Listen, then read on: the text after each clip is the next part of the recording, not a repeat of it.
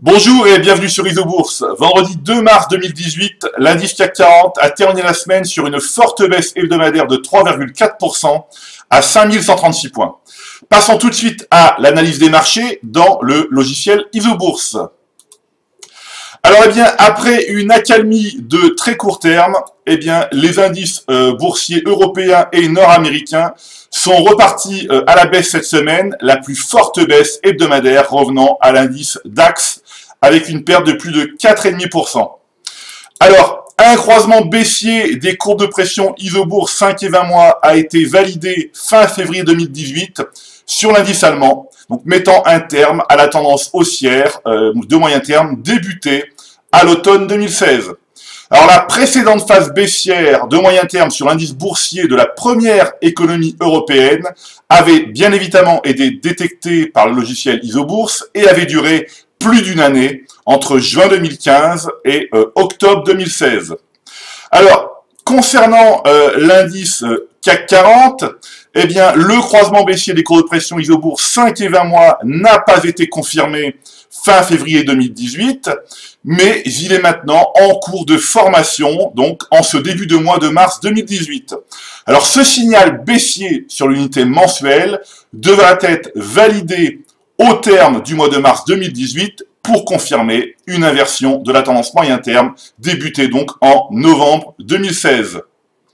Alors, passons maintenant à l'analyse des positions et notamment des plus fortes baisses de l'indice CAC 40 cette semaine.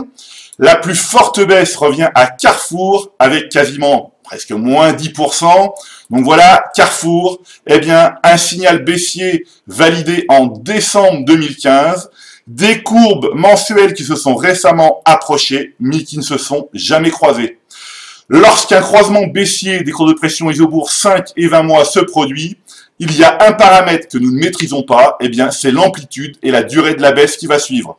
Mais statistiquement, nous savons que se tenir à l'écart de la tendance majeure baissière, tant que la courbe de pression Isobourse 5 mois, la violette, évolue au-dessous de la 20 mois, est une stratégie très efficace. Alors, on va poursuivre ici avec Lafarge Holcim qui a quasiment perdu 9% cette semaine.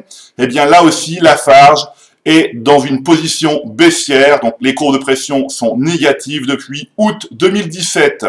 On continue ici avec Technip FMC, depuis mai 2017, des courbes de pression négatives, donc évidemment, on reste à l'écart de ces valeurs.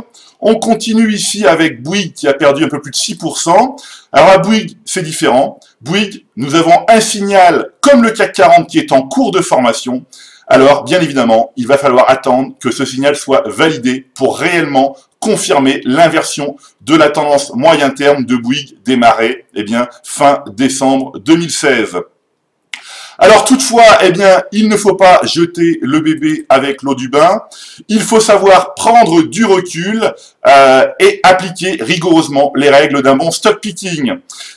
Par exemple, voilà, nous conservons le titre Getlink, donc Getlink ex-Eurotunnel, dont les cours de pression Isobourse 5 et 20 mois sont toujours haussières. Voilà, c'est maintenant à vous de faire le point de vos valeurs en portefeuille avec le logiciel Isobourse. Je vous donne rendez-vous pour ma prochaine chronique et d'ici là, restez avec nous sur Isobourse.